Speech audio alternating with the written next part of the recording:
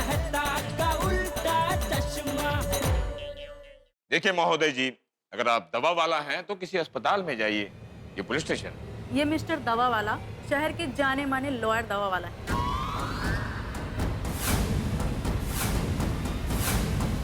ये मिस्टर दीपेंद्र गड़ा और चंपक लाल गड़ा का केस हैंडल कर रहे हैं। ये अचानक लॉयर कहाँ से आ गए? अरे ये कोई ऐसे वैसे लॉयर नहीं है, एडवोकेट दवा वाला बहुत बड़े लॉयर है, बहुत नाम है इनका, सिर्फ बड़े बड़े लोगों के केस लेते हैं। अरे इनका रिकॉर्ड है, आज तक एक भी केस नहीं हारे। इनके बारे में हमारे तूफान एक्सप्रेस में अक्सर आर्टिकल छपते रहते हैं। पोपटलाल, अगर इतने बड़े वकील हैं तो इनकी फीस तो लाखों में होगी। पर ये लोग चंपक चाचा और टप्पू के लिए आए हैं तो किसने दी होगी इतनी फीस इन्हें? तो मेहता साहब, किसी ने तो फीस दी है, तभी तो ये लोग यहाँ पे आए हैं। सही बात है। Hello uncle. Hello Dipendra. Don't worry uncle, आपका केस मैं हैंडल कर रहा हूँ और बहुत जल्द आप इस केस से बाहर आ जाएंगे, चिंता मत कीजिए आप।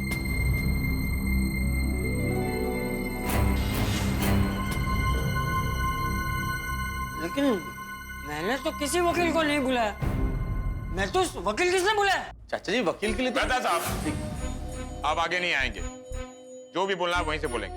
Go back. सॉरी, मैं यहीं से बोल। हाँ चाचा जी, हम सब तो आपके साथ यहाँ पे, हम कैसे बुला सकते हैं? किसी ने नहीं बुलाया। ओ, मतलब आप जेठालाल की ओर से आए? जी हाँ।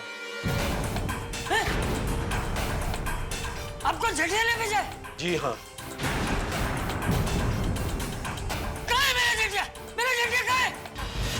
देखिए अंकल, वो तो मैं नहीं जानता हूँ, लेकिन मैं यहाँ पर आपकी हेल्प करने के लिए आया हूँ।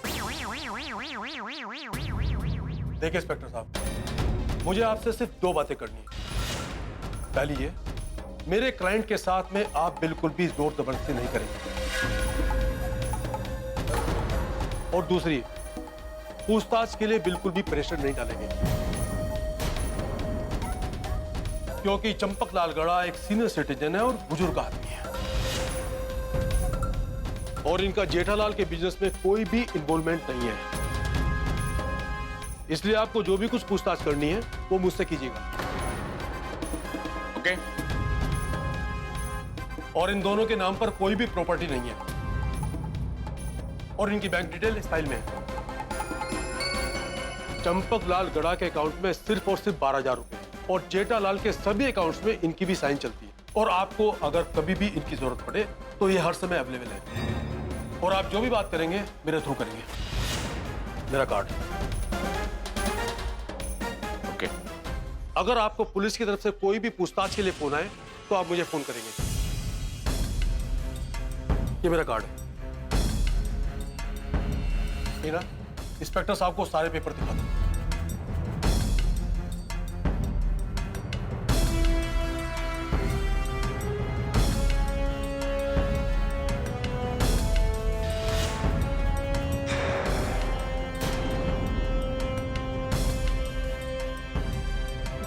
इंस्पेक्टर साहब, सब ठीक है ना? हाँ हाँ, एकदम क्लियर? सब क्लियर है। ओके अंकल, ओके दीपेंद्र, अब आपको पुलिस परेशान नहीं करेगी, और अगर कोई भी बात हो तो आप मुझे फोन कीजिएगा। चलो ठीक है। ये तो चला गया। ये मतलब वो आए, उन्होंने कहा आपकी मदद करने आए, मदद की और चले भी गए। चाचा जी, आप जा सकते हैं। जेठालाल ने क्या दांव खेला है, आपको बचाने के लिए उसने शहर के सबसे बड़े वकील को अपॉइंट कर लिया। आप जा सकते हैं। मैं कहीं नहीं जाने वाला। क्या कह रहे हैं आप चाचा जी? चलिए। नहीं, मैं कहीं नहीं जाऊंगा, मैं यहीं रहूंगा। मुझे छोड़ना मत, मुझे जेल में बंद कर दे। दादाजी, नहीं, मैं कहीं नहीं जाऊंगा। जब तक मेरा जेठिया वापस नहीं आ जाता, मैं यहीं रहूंगा। पांडे बेटा, मेरी बात समझो। तुम मुझे जेल में डाल दो। मेरे बेटे को पता चलेगा कि तुमने मुझे जेल में बंद कर दिया है, तो जहां पर भी होगा वहां से तुरंत भाग कर आ जाएगा। चाचा जी, अब आपका बेटा इस देश में कभी नहीं आएगा। आज के बाद जेठालाल परदेसी कहलाया जाएगा। और आप तो अच्छी तरह जानते हैं कि परदेसी कभी लौट कर नहीं आता। नहीं, वो आएगा, मेरी बात सुनो, वो आएगा। चाचा जी, अब आप जाइए, जरूरत पड़ी तो मैं फिर से आपको पूछताछ के लिए बुलाऊंगा। चलिए चाचा जी। चलिए चलिए, समझिए, प्लीज चलिए। अरे मैंने बोला ना, मैं कहीं नहीं जाऊंगा। ये कैसे कानून व्यवस्था है हमारी? दोष कानून व्यवस्था का नहीं है चाचा जी। मानवता को सबसे ज्यादा अहमियत देने वाली हमारे भारत देश की कानून व्यवस्था है।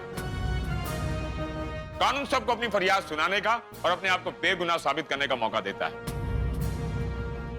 कानून गुनहगार को कड़ी से कड़ी सजा मिले उसका प्रयत्न करता है।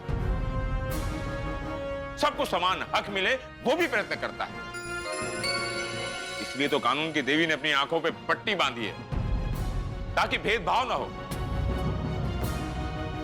कुछ लोग कानून अंधा है ऐसा समझकर ये देश छोड़कर भाग जाते हैं, पर मुंबई पुलिस ऐसे गुनहगार को छोड़ती नहीं। पर हम जेठालाल को गिरफ्तार तो जरूर करेंगे। हाँ, कड़ी से कड़ी सजा देना मेरे जेठिया को। 100 करोड़ खा गया है ना वो लोगों के, उसे 100 करोड़ दंडे मारना। 100 करोड़। चाचा जी प्लीज। हाँ चाचा जी, हम उसे 100 करोड़ डंडे जरूर मारेंगे, लेकिन आप प्लीज इस वक्त यहाँ से जाइए। चलिए चाचा जी, चलिए। और हाँ, 1 मिनट गोकुलधाम वासियों, जरूरत पड़ने पर मैं आप लोगों को फिर से पूछताछ के लिए बुलाऊंगा। आएंगे? हाँ बिल्कुल आएंगे हम लोग। पांडे जी, हम इतने सारे लोग हैं, आपकी वो बड़ी वाली गाड़ी मिल जाती तो। अच्छा। पाटिल, हमारी वैन दूसरे केस में गई है ना? जी सर। तो कल आएगी। अगर पोपटलाल तुम्हें वैन में ही जाने का शौक है तो एक दिन हवालात में रुक जाओ, जब वैन आएगी तो हम तुम्हें छोड़ देंगे। नहीं। एक बात बता दूं, वैन गुनहगार को पुलिस स्टेशन में लाने के लिए, छोड़ने के लिए नहीं है, समझा? नहीं पांडे जी, हम लोग अलग अलग रिक्शा करके चली जाएंगे। पोपटलाल कहाँ है तुला? हाँ, रिक्शा से चले जाएंगे। चाचा जी, तुसी फिक्र ना करो, वाहिगुरु जी सब चंगाई करेंगे। चाचा जी प्लीज संभालिए अपने आप को, हम सब आपके साथ हैं। चाचा जी अब ज्यादा मत सोचिए, चलिए घर चलिए। मैं भी गोकुलधाम सोसाइटी में फोन करके सबको बता देता हूँ कि हम लोग आ रहे हैं, वहाँ परेशान हो रहे होंगे सब लोग। चल आइए।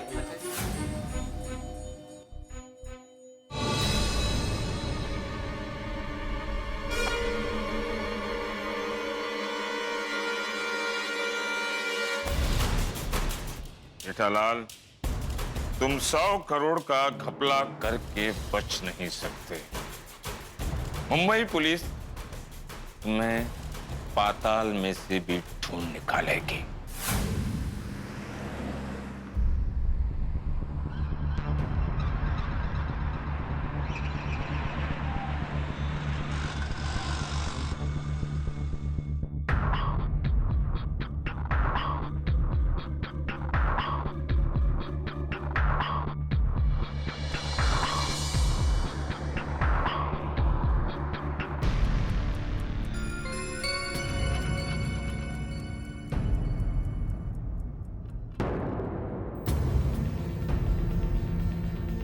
चाचा जी, क्या हुआ? सब ठीक तो है ना?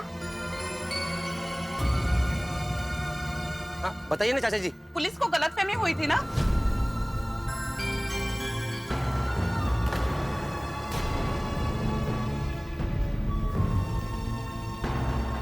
चाचा जी, कुछ तो बोलिए प्लीज। आपके जेठा भाई से बात हुई?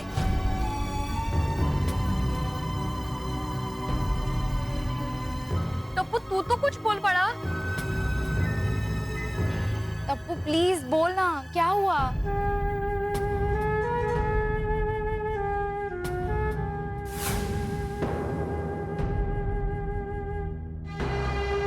कोई तो बोलो। अरे आप लोग ऐसे एक दूसरे को क्यों देख रहे हो? आहो, चाचा जी और टप्पू कुछ नहीं बोल रहे हैं। आप तो बताइए क्या हुआ पुलिस स्टेशन में? माधवी भाभी जी की बोलिए, कुछ समझ ही नहीं आ रहा है। मतलब जेठा भाई ने सच में 100 करोड़ का कफला किया है? हाँ माधवी, हाँ।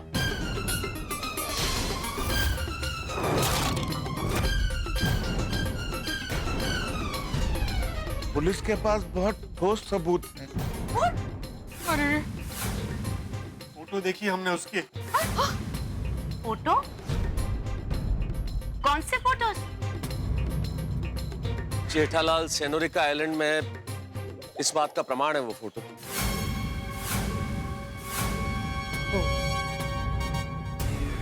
हाँ, पर उनसे कोई कांटेक्ट नहीं हो पा रहा है। हाँ, जेठालाल से कांटेक्ट नहीं हो पा रहा है, लेकिन उसने वकील भेज दिया। इस वजह से चंपक चाचा और टप्पू छूट गए, वरना पता नहीं क्या होता। जेठा भाई ने वकील भेजा? मतलब उनको अंदाजा है यहाँ क्या हो रहा है? तभी तो माधवी पूरी प्लानिंग करके यहाँ से चला गया है जेठालाल। क्या? कुछ समझ में नहीं आ रहा है।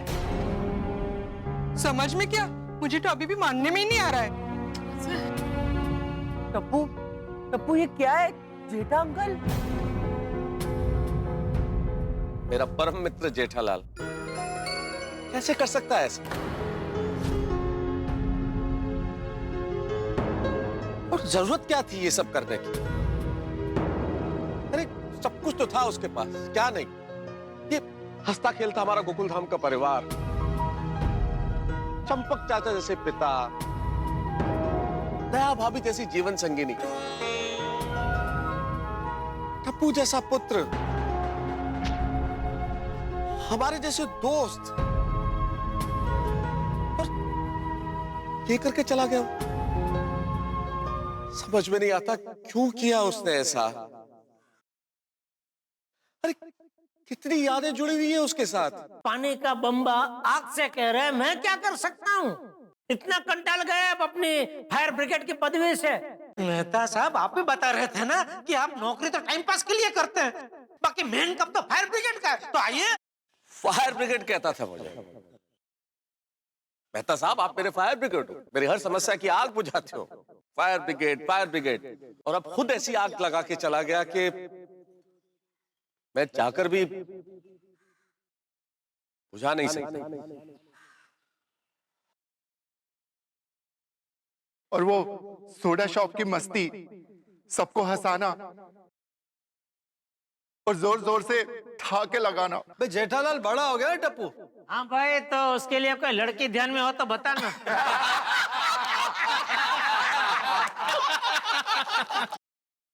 सोसाइटी मीटिंग में हमेशा देर से आता था वो।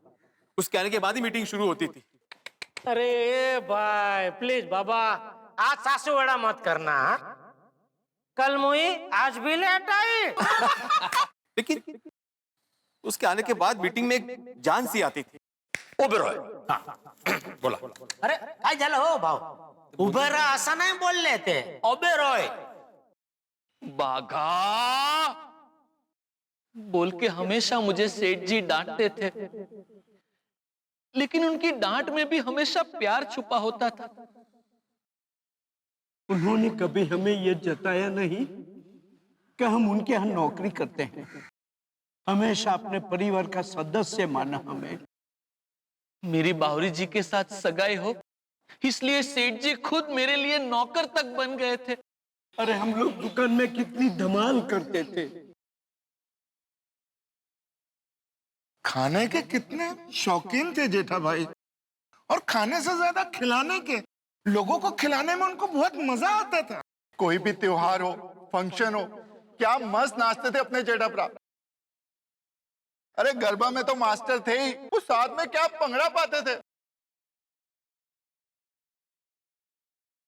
बापूजी कह के हर छोटी छोटी बात पे कैसे चाचा जी के पैर छूता था, जैसे चाचा जी के पैरों में ही उसकी दुनिया समाई हो। जीवन में अच्छे काम हमेशा करते रहना, लेकिन झूठ बोलकर नहीं। हाँ बापूजी, बापूजी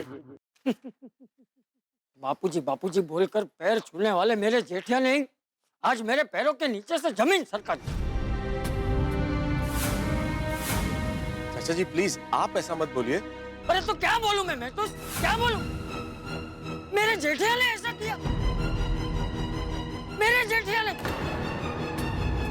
अब लोग कब से सवाल पे सवाल पूछे जा रहे हैं, लेकिन मैं लाचार खड़ा हूं। जवाब दूं तो क्या दूं?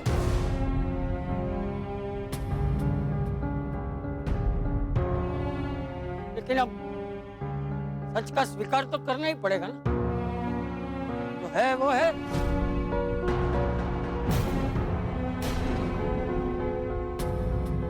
देखो, आप सब लोग सुबह से जेठिया की वजह से परेशान हो रहे हैं। आप सब लोग घर जाओ,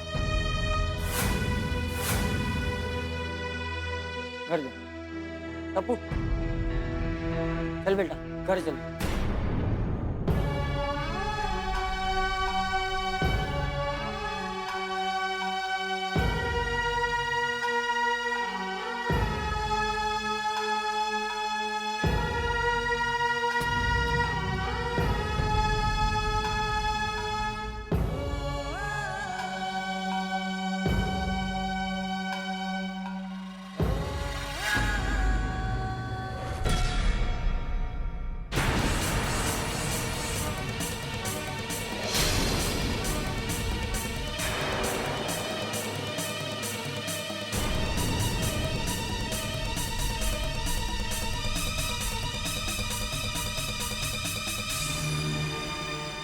दादाजी घर तो सील हो गया, अब सिर्फ घर ही सील नहीं हुआ है टपुड़ा, हमारी सारी यादें, सारा समय, तेरा बचपन सब सील हो गया है। जेठिया ने तो हमें रास्ते पे लाकर खड़ा कर दिया टप्पू, कहीं का नहीं छोड़ा हमें, हमारे अपने घर का भी नहीं छोड़ा। दादाजी अब हम क्या करेंगे? पता नहीं। चल।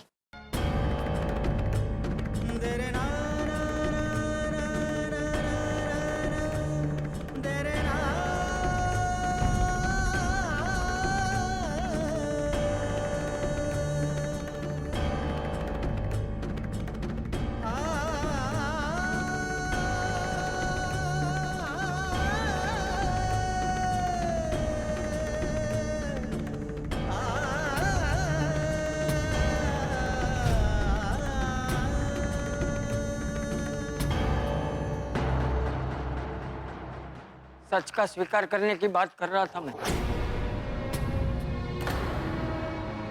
पर भूल गया था कि जेठिया ने तो हमें रास्ते पर लाकर खड़ा कर दिया। घर भी नहीं रहा हमारे पास, ना आसपास चार दीवार रही, ना ही ऊपर छत।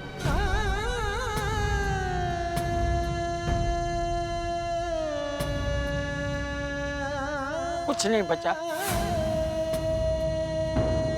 चाचा जी आप ये कैसी बातें कर रहे हैं?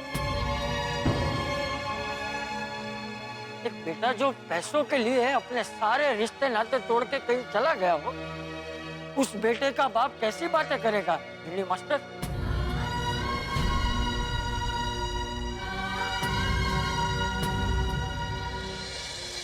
क्या परफेक्ट प्लानिंग की है जेठालाल। शायद उसे पहले से सब कुछ पता था कि क्या होने वाला है, इसीलिए वकील भेज के चंपक चाचा और टप्पू को छुड़ा लिया। हर चीज की प्लानिंग तो कर ली जेठालाल ने, लेकिन दो चीजों की प्लानिंग करना भूल गया। चंपक चाचा और टप्पू को पहुंचे दुख का, और हम गोकुलधाम निवासियों की भावनाओं को जो ठेस पहुंची है उसकी प्लानिंग नहीं कर पाया जेठालाल। चंपक चाचा भले ही कितने ही ठीक ठाक क्यों ना लग रहे हो, लेकिन भीतर से टूट चुके हैं। और टूटे भी क्यों ना, जेठालाल ने काम ही ऐसा किया। घर सील हो गया चंपक चाचा का। कहां जाएंगे चंपक चाचा, कहां रहेंगे? भाई हम गोकुलधाम निवासियों के दरवाजे और घर तो उनके लिए हमेशा खुले हैं, लेकिन स्वाभिमान के शिखर पे बैठे चंपक चाचा क्या यहाँ रहने के लिए तैयार होंगे? क्या होगा कोई नहीं जानता, लेकिन इतना जरूर तय है कि ये जो घड़ी है इसमें दुख भी है, संकट भी है, क्रोध भी है। अब इस वक्त मुझे जेठालाल पे बहुत गुस्सा भी आ रहा है और चंपक चाचा के लिए बहुत दुख भी हो रहा है। क्या होता है आगे तो पता चलेगा कल, लेकिन इस वक्त चंपक चाचा को संभालना बहुत जरूरी है। बस देखते रहिए तारक मेहता का उल्टा चश्मा, देखते रहिए, हंसते रहिए।